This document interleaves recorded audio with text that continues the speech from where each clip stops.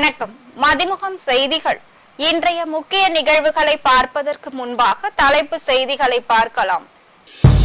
காங்கிரஸ் தலைவர் சோனியா காந்தி பிறந்த நாள். முதலமைச்சர் மு.க. ஸ்டாலின் கனிமொழி எம்பி வாழ்த்து. மின்மாற்றிகள் மாற்றம். சட்டசபையில் அமைச்சர் செந்தில் பாலாஜி அறிவிப்பு. டங்ஸ்டன் சுரங்கம் அமைப்பதற்கு எதிராக சட்டசபையில் தனி தீர்மானம் நிறைவேற்றம். அம்பேத்கர் நூல் வெளியீட்டு விழாவில் அரசியல் பேச்சு. காங்கிரஸ் மாநில தலைவர் செல்வ பெருந்தகை விமர்சனம்.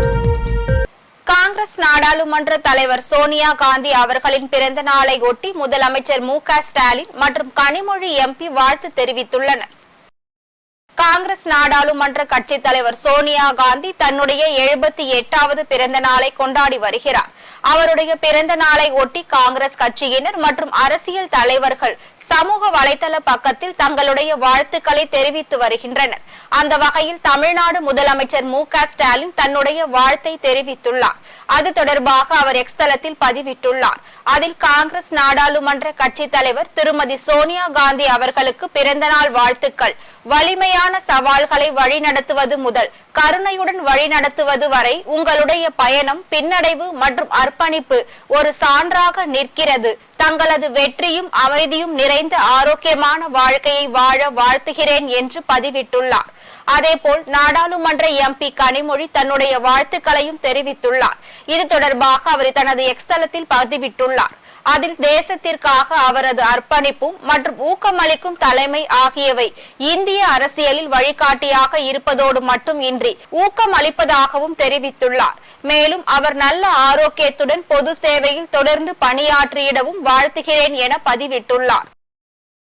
அம்பேத்கர் நூல் வெளியீட்டு விழாவில் அவரை பற்றி பேசாமல் அரசியல் பேசியது வருத்தத்துக்குரியது என காங்கிரஸ் மாநில தலைவர் செல்வ பெருந்தகை தெரிவித்துள்ளார். சென்னை சத்தியமூர்த்தி பவனில் காங்கிரசின் மூத்த தலைவர் சோனியா காந்தியின் 78வது பிறந்த நாள் விழாவை முன்னிட்டு மாநில தலைவர் செல்வ பெருந்தகை தலைமையில் நலத்திட்ட உதவிகள் வழங்கும் நிகழ்ச்சி நடைபெற்றது. இதில் இலவச மருத்துவ சிகிச்சை உள்ளிட்ட முகாம்களை செல்வ பெருந்தகை தொடங்கி வைத்து மாணவ மாணவிகளுக்கு நலத்திட்ட உதவிகளை வழங்கினார். பின்னர் செய்தியாளர்களிடம் பேசிய அவர், கருத்து சுதந்திரம் இருக்கிறது என்பதற்காக எதை வேண்டும் என்றாலும் பேச முடியாது எனவும் அம்பேத்கர் நூல் வெளியீட்டு விழாவில் மன்னராட்சி குறித்து பேசியதை தவிர்த்திருக்க வேண்டும் என்று கூறினார். தமிழகத்தின் பல்வேறு பகுதிகளில் மின்மாற்றிகள் முழுமையாக மாற்றப்பட்டுள்ளதாக அமைச்சர் செந்தில் பாலாஜி தெரிவித்துள்ளார். தமிழக சட்டசபையில் துறை வாரியாக மானிய கோரிக்கைகள் மீதான விவாதம் இன்று சபாநாயகர் அப்பாவு தலைமையில் சட்டசபை கூட்டம் நடைபெற்றது. அப்போது பேசிய தமிழக மின்சாரத்துறை அமைச்சர் செந்தில் பாலாஜி, சென்னையில் 7 மின்கோட்டங்களில் மட்டுமே இன்னும் மேல்நிலை மின்சார கம்பி வடங்கள் இருப்பதாகவும் அவற்றை புதைவிட கம்பிகளாக மாற்ற நடவடிக்கை மேற்கொள்ளப்பட்டு வருவதாகவும் தெரிவித்துள்ளார்.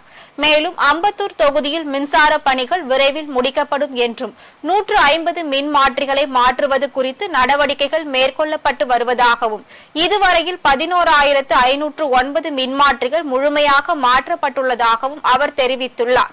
அதனைத் தொடர்ந்து பேசிய அவர், மதுரை திருமங்கலம் தொகுதியில் புதிய மின்மாற்றிகள் அமைக்கப்பட்டுள்ளது என்றும் திருப்போரூர் கோவளம் பகுதிகளில் துணை மின் நிலையம் அமைப்பதற்கான நடவடிக்கைகள் மேற்கொள்ளப்பட்டு வருவதாகவும் அமைச்சர் செந்தில் பாலாஜி தெரிவித்துள்ளார். மதுரை அரிட்டாப்பட்டியில் டங்ஸ்டன் சுரங்கம் அமைப்பதற்கு எதிராக சட்டசபையில் தனி தீர்மானம் நிறைவேற்றப்பட்டது.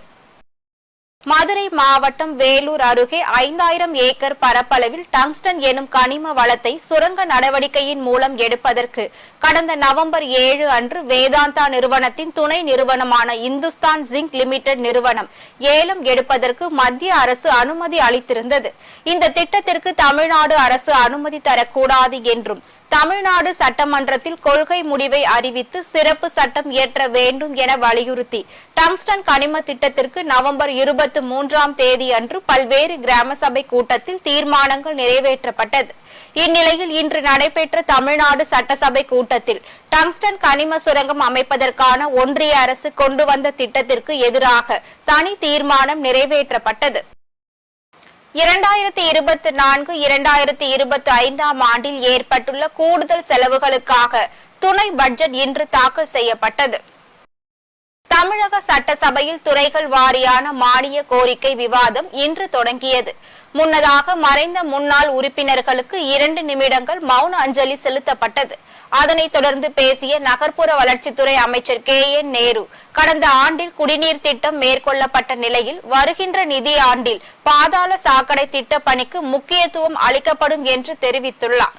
மேலும் மதுரை புறநகர் பகுதிகளில் 2000 கோடி ரூபாய் மதிப்பீட்டில் கூட்டு குடிநீர் திட்ட பணிகளும், மாநகர பகுதியில் 1500 கோடி ரூபாய் மதிப்பீட்டிலான திட்ட பணிகளும் நடைபெற்று வருவதாக தெரிவித்துள்ளார். அதனைத் தொடர்ந்து பேசிய அவர், மதுரை அறந்தாங்கி உட்பட நகராட்சி பகுதிகளில் 15 கோடி ரூபாய் மதிப்பீட்டில் பாதாள சாக்கடை திட்ட பணிகள் நடைபெற்று வருவதாகவும், அறந்தாங்கி நகராட்சி பகுதிகளில் புதிய பேருந்து நிலையம் அமைப்பதற்கான பணிகள் விரைவில் தொடங்கும் என்றும் அவர் தெரிவித்துள்ளார். டங்ஸ்டன் சுரங்கம் அமைக்கும் முடிவை கைவிட கோரி ஒன்றிய அமைச்சருக்கு அண்ணாமலை கடிதம் எழுதியுள்ளார். டங்ஸ்டன் சுரங்கம் அமைக்கும் முடிவை கைவிட வேண்டும் என்று வலியுறுத்தி ஒன்றிய நிலக்கரி மற்றும் சுரங்கத்துறை அமைச்சர் கிஷன் ரெட்டிக்கு தமிழக பாஜக தலைவர் அண்ணாமலை கடிதம் எழுதியுள்ளார். மேலும் டங்ஸ்டன் சுரங்கம் அமைக்கும் முடிவை கைவிடுவது குறித்து மறுபரிசீலனை செய்ய வேண்டும் என்று கேட்டுக் கொண்டுள்ளார். இது தொடர்பாக அவர் வெளியிட்டுள்ள அறிக்கையில், மதுரை அரிட்டாப்பட்டி நாயக்கர்பட்டியில் டங்ஸ்டன் சுரங்கம் அமைக்க இருப்பதால் அப்பகுதி மக்கள் எதிர்ப்பு தெரிவிக்கும் சூழல் உருவாகியுள்ளது. எனவே கிராமப்புற பகுதிகளில் டங்ஸ்டன் சுரங்கம் அமைக்கும் திட்டத்தை அரசு கைவிட வேண்டும் என்றும், இது குறித்து ஒன்றிய அரசு பரிசீலனை செய்ய வேண்டும் என்றும் தெரிவித்துள்ளார். பாலாற்றில் ஏற்பட்ட வெள்ளத்தில் மூழ்கி சிறுவன் உயிரிழந்த சம்பவம் சோகத்தை ஏற்படுத்தியுள்ளது. வேலூர் மாவட்டம் புதிய பேருந்து நிலையம் அருகே உள்ள டோபிகானா பகுதியை சேர்ந்த கோபி என்பவரின் 8 வயது சிறுவன் அஸ்வின் 4ஆம் வகுப்பு படித்து வருகிறார். இந்நிலையில் சக நண்பர்களுடன் சேர்ந்து பாலாற்றில் வரும் வெள்ள நீரில் குளித்துக் கொண்டிருந்த போது திடீரென எதிர்பாராத விதமாக அஸ்வின் தண்ணீரில் மூழ்கி உயிரிழந்தார். இதையடுத்து தகவலின் பேரில் விரைந்து வந்த தீயணைப்பு துறையினர் சிறுவனின் உடலை மீட்டனர். இந்த சம்பவம் குறித்து காவல்துறையினர் வழக்கு பதிவு செய்து சிறுவனின் உடலை பிரேத பரிசோதனைக்காக அடுக்கம்பாறை அரசு மருத்துவக் கல்லூரி மருத்துவமனைக்கு அனுப்பி வைத்தனர். பரமத்தி வேலூர் பகுதியில் கழிவுநீர் சுத்திகரிப்பு நிலையம் அமையாது என நாமக்கல் பாராளுமன்ற தொகுதி உறுப்பினர் மாதேஸ்வரன் தெரிவித்துள்ளார். நாமக்கல் மாவட்டம் பரமத்தி வேலூர் அடுத்துள்ள இருக்கூர், மாணிக்கநத்தம் மற்றும் வீரணம்பாளையம் ஊராட்சிகளின் விவசாய பயன்பாட்டிற்கு தேக்கி வைக்கப்பட்ட நீர்நிலையில் பரமத்தி பேரூராட்சி, வேலூர் பேரூராட்சி ஆகிய பகுதிகளில் உள்ள சாக்கடை நீர் மற்றும் கழிவு நீரை கொண்டு வந்து கழிவுநீர் சுத்திகரிப்பு நிலையம் அமைக்க 150 கோடியில் திட்டம் நிறைவேற்றப்படுவதாக மாவட்ட ஆட்சியர் பரிந்துரை செய்துள்ளதாக கூறப்படுகிறது. இங்கு கழிவுநீர் சுத்திகரிப்பு நிலையம் அமைக்க கூடாது என 3 ஊராட்சி பொதுமக்களும் கடும் எதிர்ப்பு தெரிவித்து வருகின்றனர். முன்னதாக நாமக்கல் மாவட்ட வருவாய் கோட்டாட்சியர் பார்வையிட்டு இந்த பகுதியில் குடியிருப்பு, விவசாயம் மற்றும் கால்நடைகள் இருப்பதால் இவ்விடம் கழிவு நீரை சுத்திகரிக்க உகந்த இடம் அல்ல என தெரிவித்ததாகவும் கூறப்படுகிறது. அதன் காரணமாக கழிவுநீர் சுத்திகரிப்பு நிலையம் அமைக்க கூடாது என விவசாயிகள் மற்றும் பொதுமக்கள் நாமக்கல் பாராளுமன்ற உறுப்பினர் மாதேஸ்வரன் MP-யிடம் கோரிக்கை வைத்தனர். இது தொடர்பாக செய்தியாளர்களிடம் பேசிய பாராளுமன்ற உறுப்பினர் மாதேஸ்வரன் MP, இந்த புகார் தொடர்பாக கண்டிப்பாக அதிகாரிகளிடம் கலந்து பேசி இந்த இடத்தில் கழிவுநீர் சுத்திகரிப்பு நிலையம் அமையாது என்று தெரிவித்தார். கண்டிப்பாக இந்த பகுதியினுடைய விவசாயம் பாலடையாமல் காப்பாற்றுவது என்னுடைய கடமையாகும். கண்டிப்பாக இதை வேற என்ன நிறைய பகுதிகள் இருக்குது. இன்னும் இந்த கழிவுநீர் கொண்டு போய் சேர்த்துறதுக்கு நிறைய பகுதிகள் இருக்குது. அந்த பகுதிகளை அரசாங்கம் முறையாக தேர்வு செய்வதற்குண்டான ஆவணங்களை கண்டிப்பாக நடவடிக்கை எடுக்கிறங்கிற உறுதியை நான் இந்த கிராம மக்களிடம் சொல்லியிருக்கிறோம். கண்டிப்பாக இந்த பகுதியினுடைய விவசாயம் பாலடையாமல் இருக்கணும்னா இங்கே அந்த சுத்திகரிப்பு ஆலை அந்த கழிவுநீரோட STP பிளான்ட் போடக்கூடாது. போட்டால் அது சரியாக இருக்காதுங்கிறது நம்முடைய கருத்து. கண்டிப்பாக எங்கள் அரசாங்கத்தை அதிகாரிகளிடம் எடுத்து சொல்லி இங்கே இருக்கின்ற விவசாயத்தை காப்பது என்னுடைய கடமையாக அந்த நேரத்தில் சொல்லிக்கிறேன். கண்டிப்பாக 100% இதில் நடக்கிறதுக்கு உண்டான வாய்ப்புகள் சிரமமாக தான் இருக்குது. ஏன்னா இங்கே கிராமங்களை சுற்றி இருக்கிற கிராமத்தில் நிறைய குடும்பங்கள் வசிக்கிறாங்க. இது பக்கத்தில் விவசாய கிராமம் பூரா தென்னை விவசாயிகளாக இருக்கிறாங்க. இந்த தண்ணி மாசுபட்டுச்சுன்னா கண்டிப்பாக இந்த பகுதியில் இருக்கின்ற அனைத்து விவசாயிகளுமே ரொம்ப மோசமான சூழ்நிலைக்கு தான் போவாங்க. ஏன்னா பல பகுதிகளில் இந்த பிளான்ட் போட்டு என்ன நடந்திருக்கு நமக்கு தெரியும். அதனால் இதை கண்டிப்பாக மாவட்ட ஆட்சியரிடமும் அதிகாரிகளிடம் எடுத்து கூறி இந்த பிளான்ட் இங்கே வராமல் அதுக்கு உண்டான இடங்களை சரியான இடத்த தேர்வு செஞ்சு அந்த இடத்த நம்ம மாற்றி கொடுக்கறதுக்கு உண்டான இந்த உத்தரவாதத்தை நாங்கள் மக்களிடம் சொல்லியிருக்கேன். கண்டிப்பாக இது அரசிடமும் முதலமைச்சர் வரை இதை எடுத்து செல்வேன் என்று இந்த இடத்துல அன்போடு நான் கேட்டுக்கொள்கிறேன். நன்றி. மயிலாடுதுறை அருகே பட்டப்பகலில் மூதாட்டி வீட்டில் கொள்ளையடித்த சம்பவம் பெரும் பரபரப்பை ஏற்படுத்தியுள்ளது. மயிலாடுதுறை மாவட்டம் குத்தாலம் அரசு மேல்நிலைப் பள்ளி சாலையில் உமாபதி என்பவர் வசித்து வருகிறார். இவர் கடந்த 15 நாட்களுக்கு முன்பு தனது வீட்டை பூட்டிவிட்டு தனது தம்பி ராஜசேகரிடம் வீட்டை பராமரிக்க சொல்லிவிட்டு பெங்களூரில் வசித்து வரும் அவரது மகன் வீட்டிற்கு சென்றுள்ளார். இந்நிலையில் வீட்டிற்கு வந்த அவரது தம்பி வீட்டின் முன்பக்க கதவு பூட்டு உடைக்கப்பட்டதை கண்டு அதிர்ச்சி அடைந்து காவல் நிலையத்திற்கு தகவல் அளித்துள்ளார். தகவலின் பேரில் காவல்துறையினர் சம்பவ இடத்திற்கு விரைந்து வந்து சோதனை செய்ததில் வெள்ளி பொருளும் 5 கிராம் தங்க நாணயமும் 5000 ரூபாய் பணமும் கொள்ளை போனது தெரிய வந்தது. இதனை அடுத்து கொள்ளை அடித்து சென்ற மர்ம நபர்களை காவல்துறையினர் தேடி வருகின்றனர். ஆம்பூர் அருகே சாலையை கடக்க முயன்ற பெண் மீது கார் மோதியதில் அவர் சம்பவ இடத்திலேயே உயிரிழந்தார். திருப்பத்தூர் மாவட்டம் ஆம்பூர் அடுத்த நாச்சார்குப்பம் பகுதியை சேர்ந்தவர் நவநீதம். தேசிய நெடுஞ்சாலையை கடக்க முயன்ற பொழுது எதிர்பாராத விதமாக கார் மோதியதில் தலையில் பலத்த காயமடைந்து சம்பவ இடத்திலேயே உயிரிழந்துள்ளார். தகவலின் பேரில் காவல்துறையினர் சம்பவ இடத்திற்கு விரைந்து வந்து உடலை மீட்டு பிரேத பரிசோதனைக்காக அனுப்பி வைத்தனர். இந்த விபத்து குறித்து ஆம்பூர் கிராம காவல்துறையினர் வழக்கு பதிவு செய்து விசாரணை மேற்கொண்டு வருகின்றனர். திருப்பூர் அருகே 5000 பேர் கலந்து கொண்ட கும்மி சங்கமம் நிகழ்ச்சி நடைபெற்றது.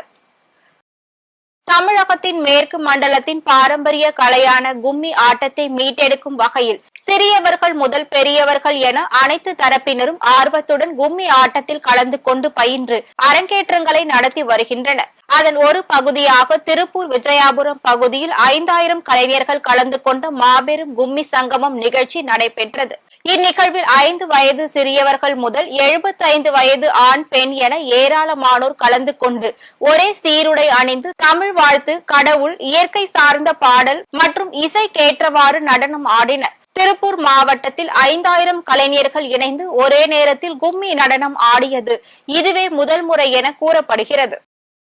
அரியலூர் மாவட்ட மக்களுக்கு சிமெண்ட் ஆலை நிறுவனங்கள் உற்பத்தி விலைக்கே சிமெண்டை வழங்க வேண்டும் என தமிழர் நீதி கட்சி கூட்டத்தில் தீர்மானம் நிறைவேற்றப்பட்டது. அரியலூர் மாவட்டம் ஜெயங்கொண்டத்தில் உள்ள தனியார் கூட்ட அரங்கில் தமிழர் நீதி கட்சி சார்பில் ஆலோசனை கூட்டம் மற்றும் நிர்வாகிகள் சீரமைப்பு கூட்டம் அக்கட்சியின் தலைவர் இளவரசன் தலைமையில் நடைபெற்றது. இக்கூட்டத்தில் அரியலூர் மாவட்டம் முழுவதும் பாதுகாக்கப்பட்ட வேளாண் மண்டலமாக அறிவிக்க வேண்டும், மாவட்ட நிர்வாகம் அடிப்படை கூலி தொழிலாளர்களுக்கான ஊதியத்தை வெள்ளை அறிக்கையாக வெளியிட வேண்டும், வேளாண் உற்பத்திக்கான தண்ணீர் தடையின்றி வழங்கிட வேண்டும் உள்ளிட்ட பல்வேறு தீர்மானங்கள் நிறைவேற்றப்பட்டது. இந்த கூட்டத்தில் கட்சி நிர்வாகிகள், தொண்டர்கள் என ஏராளமானோர் கலந்து கொண்டனர். மதுரை பறவை சத்தியமூர்த்தி நகரில் காட்டுநாயக்கன் ஜாதி சான்றிதழ் கேட்டு மாணவர்கள் பள்ளி புறக்கணிப்பு போராட்டத்தில் ஈடுபட்டு வருகின்றனர்.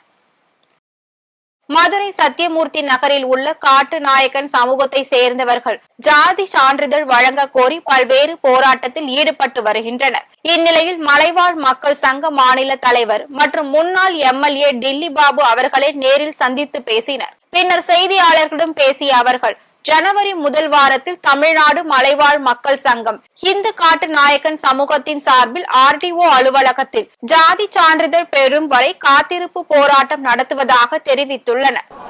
தமிழ்நாடு முதலமைச்சர் அவர்கள் புயல் வெள்ளம் ஏற்பட்ட பாதிப்பெல்லாம் நிறைவு பெறுகின்ற கட்டத்தில் ஜனவரி மாதத்தில் தமிழ்நாடு மலைவாழ் மக்கள் சங்கத்தின் சார்பாகவும் இங்கு இருக்கக்கூடிய இந்து காட்டுநாயக்கன் பழங்குடி மக்கள் அமைப்பின் சார்பாகவும் போராட்ட குழுவின் சார்பாகவும் இந்த வருவாய் கோட்டாட்சியர் அலுவலகம் முன்பாக மிக பிரமாண்டமான ஒரு போராட்டத்தை காத்திருக்கிற போராட்டத்தை நாங்கள் துவக்க இருக்கிறோம்.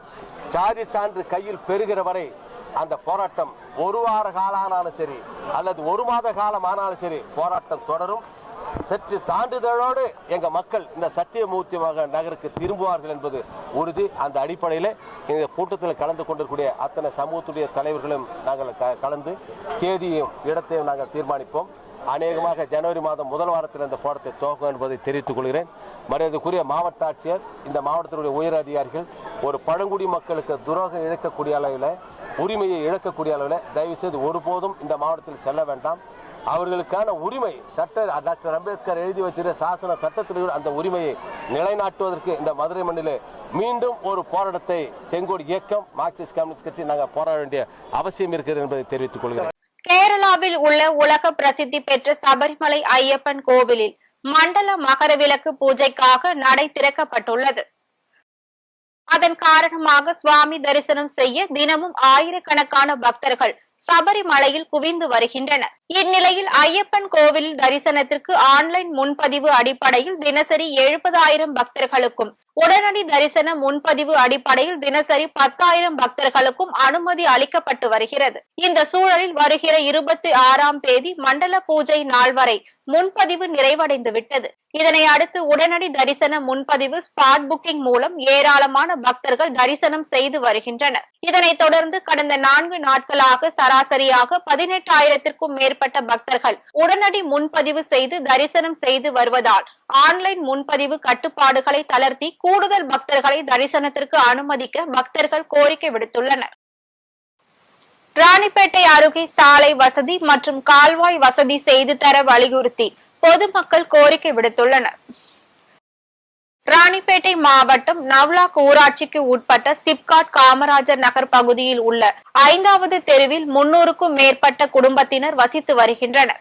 இந்நிலையில் அப்பகுதியில் சாலை வசதி மற்றும் கழிவுநீர் கால்வாய் இல்லாததால் வீடுகளில் இருந்து வெளியேறும் கழிவுநீர் சாலையில் ஏற்பட்டுள்ள பள்ளங்களில் தேங்கி இருப்பதால் பொதுமக்களுக்கு தொற்று நோய் ஏற்படும் அபாயம் ஏற்பட்டுள்ளது. இது குறித்து அதிகாரிகளிடம் பலமுறை மனு அளித்தும் தற்பொழுது வரை எவ்விதமான நடவடிக்கையும் எடுக்கப்படவில்லை என குற்றம் சாட்டி வருகின்றனர். எனவே அரசு தங்கள் பகுதியில் உரிய கவனம் செலுத்தி கழிவுநீர் கால்வாய் வசதியுடன் கூடிய புதிய சிமெண்ட் சாலை அமைத்து தர வேண்டும் என பொதுமக்கள் கோரிக்கை விடுத்துள்ளனர். அண்ணாமலையார் கோவில் அருகே உள்ள ஆக்கிரமிப்பு வீடுகள் அகற்றப்பட வேண்டும் என வழக்கறிஞர் யானை ராஜேந்திரன் தெரிவித்தார்.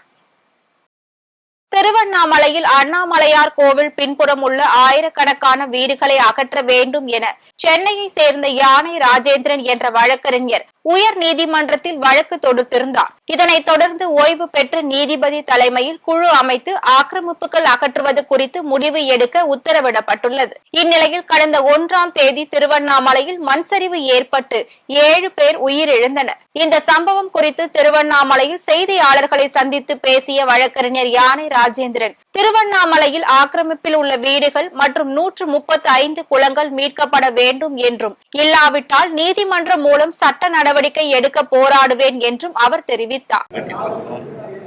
135 குளங்கள்லையும் நிறைய ஆக்கிரமிப்பு இருக்குது. இது ரொம்ப வேதனை அளிச்சது. அது சம்பந்தமாக நான் ஒரு பெட்டிஷன் போட்டேன் சென்னை உயர்நீதிமன்றத்தில். அதில் எல்லா ஆக்கிரமிப்பு மலையில் இருக்கிற ஆக்கிரமிப்பு வீடுகளில் காயிலுக்கு சிவனுக்கு அபிஷேகம் பண்ணிட்டு இந்த அநியாயத்தை சொன்ன உடனே அதெல்லாம் அப்புறப்படுத்தி ரிமூவ் பண்ண சொல்லியிருக்காங்க. அதுக்காக நீதியரசு நடவடிக்கை ஆகிட்டு இப்போ நான் வந்தது காரணம் லேண்ட் பெட்ஷன்லேயே நான் போட்டிருக்கேன். இந்த மாதிரி இருக்கிறத பார்க்குறப்ப நிலச்சரிவு ஏற்பட வாய்ப்பு இருக்குன்னு சொல்லியிருந்தேன். இந்த மாதிரி ஆயிடுச்சு. பார்த்தேன், வேதனையாக இருந்தது. அதே மழை 1 மணி நேரம் அந்த மழை அதிகமாக பெஞ்சிருந்ததுன்னா இந்த வீடுகளும் கிட்டத்தட்ட 7,600 வீடு இருக்குது. அவ்வளோ வீடுகளும் மண்ணில் பதிஞ்சிருக்கும். மிகப்பெரிய டிசாஸ்டர் ஆகிடும். வயநாடு மாதிரி ஆகிடும். அதனால் சிவன் சீற்றத்துக்கு ஆளாயிட்டாங்க. சிவன் நெற்றிக்கண்ணை திறந்துட்டாரு. இது ஒரு எச்சரிக்கை கொடுக்குது. சேலம் அருகே அரசு பொறியியல் கல்லூரியில் மாணவர்களுக்கான பட்டமளிப்பு விழா நடைபெற்றது.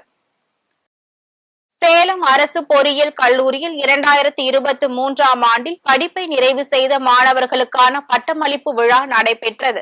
இதில் சிறப்பு அழைப்பாளராக கலந்து கொண்ட நெய்வேலி NLC நிறுவனத்தின் இயக்குனர் வெங்கடாச்சலம் 488 மாணவர்களுக்கு பட்டங்களை வழங்கினார். இதில் சேலம் அரசு பொறியியல் கல்லூரியில் அண்மையில் ஆய்வு மேற்கொண்ட தேசிய தர மதிப்பீடு மற்றும் தர நிர்ணய குழு NAAC அந்தஸ்தினை வழங்கியுள்ளது. இந்நிகழ்ச்சியில் கல்லூரியின் தேர்வாணையர் சுதா உள்ளிட்ட துறை தலைவர்கள், மாணவர்கள் மற்றும் பெற்றோர்கள் என ஏராளமானோர் கலந்து கொண்டனர். சிரியா அதிபர் பஷார் அல் அசாத் மாஸ்கோவில் தஞ்சம் அடைந்துள்ளதாக ரஷ்யா தெரிவித்துள்ளது. சிரியாவில் உள்நாட்டு போர் தீவிரம் எடுத்துள்ள நிலையில் கிளர்ச்சி படையினர் சிரியா தலைநகர் டமாஸ்கஸை கைப்பற்றி அதிபர் பஷார் அல் அசாத்துக்கு நெருக்கடி அளித்தனர். இதனைத் தொடர்ந்து தனது பதவியை ராஜினாமா செய்த பஷார் அல் அசாத் தனது குடும்பத்தினருடன் விமானத்தில் தப்பி சென்றுள்ளார்.